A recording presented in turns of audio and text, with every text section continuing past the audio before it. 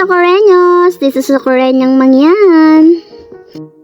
At dahil nga magpapasko na naman ay wala pa nga kaming decors dito sa bahay, kaya naman ginaya ko na nga lamang yung mga nakikita ko sa social media na DIY Christmas tree. Gagawa na nga lamang ako nitong DIY na Christmas tree dahil medyo mahal nga kung tayo bibili. Ang pangunahing ang kakailanganin natin din sa paggawa ng DIY na Christmas tree, itong mga ilang perasong patpat ng kawayan at itong drum. At pati nga itong drum na lagayan namin ng tubig ay nananahimik ay pinakailaman ko na nga rin. At sa kagustuhan ko nga na malaki nga ang aming DIY na Christmas tree, itong ang drum ang naisip kong gawin. Dahil isang buong packing tape nga ang naubos ko din sa pagpapaikot ito para mapatayo itong aking DIY na Christmas tree. Ang kawayan nga na ginamit ko dito ay hiningi ko pa doon sa aming kapitbahay na nakatambay doon sa kanto. Kaya naman naisip ko na gumawa na nga lamang na rin Christmas tree dahil wala pa nga kaming dekorasyon din sa bahay at pagpapasko na nga ni. Hindi naman ako nahirapan sa paggawa nitong DIY na Christmas tree, bali dinikit ko lamang itong mga patpat ng kawayan gamit ating packaging tape. Bali pinaikutan ko nga pala rin ng packaging tape para nga hindi mumuka itong mga patpat ng kawayan at hindi nga masira sa kanyang pagkakatayo. Kung alam ko lamang na ganito lang pala kadali gumawa ng DIY na Christmas tree ay di sana hindi na ako nag-order ng pagkamahal doon sa online shopping. Nung mga nakaraang taon nga ay ako'y nag-order pa sa online shop ng mga Christmas tree, pagkamahal man din.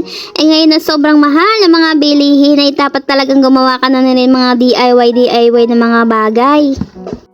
Bukod pa nga dito ay gusto ko nga ma-discover yung aking talent at creative skills kineme, chares. At sa wakas, naitakid ko na nga rin mga patpat ng kawayan din sa drum. Bali, ito nga pala yung magiging skeleton ng ating pinaka-Christmas tree. At natapos na nga ang aking pagpapaikot din kagaya ng pagpapaikot niya sa'yo, charis. Bali, habang inapaikot ko nga rin yung aking packaging tape din ako'y nahilo ng bongga. At pagkatapos nga ng mga ilang orasin ay natapos ko na nga rin aking pagpapaikot din Bali, natapos ko na nga gawin itong pinakapuno ng ating Christmas tree. Bali, nag-order na nga lamang ako sa online itong 15 peraso na garland para nga magkasya din sa ating inagawa. Bali, nagpatulong na nga lang ako sa aming kapitbahay at dahil wala naman daw siyang inagawa at siya ngayon napag-isipan na tumulong na nga lamang sa pagkakabit nitong garland din sa Christmas tree. Buong akala ko nga ay kakasya na nga aring 15 pieces na garland na binili ko nga sa online. Bali, tinunaw nga namin muna din sa kandila na may apoy aring glue stick para nga idikit aring magkabilang dulo ng garland. Nga namin natakid sa may pinakamatigas na kawayan at pagka doon nga sa may packaging tape ay matutunaw lamang at baka matuluyan ngang mabutas. At habang kami nga ay nagapaikot diyan ng garland, aring namang anak ng aking kapitbahay ay nagalig-galig kaya naman kinarga ko muna. Sabi nga sa akin ni tita ay maglagay naman daw ako ng dekorasyon sa kanyang bahay kahit man lang daw Christmas light.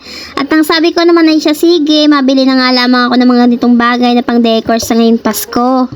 Nung nakaraan nga ay nagpa-order sa akin si tita doon sa TikTok shop ko niring Christmas light. Paano ba naman kasi December na nga wala pang dekorasyon sa kanyang bahay at parang nga akong hindi magpapasko.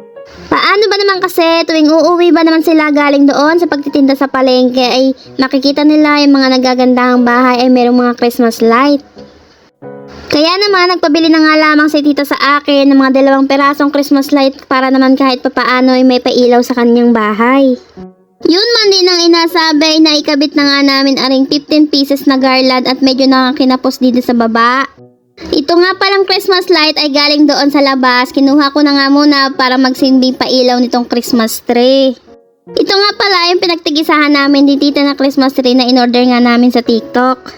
Bali, pinaikot nga namin aring Christmas light para lahat ay malagyan ng ilaw. At ito nga hindi nalagyan ng garland ay agawan ko na nga lamang ng paraan para ito ay maging maganda mamaya pagkatapos natin gawin. At sa wakas nga ay matatapos ko na nga palibutan arin ng Christmas light.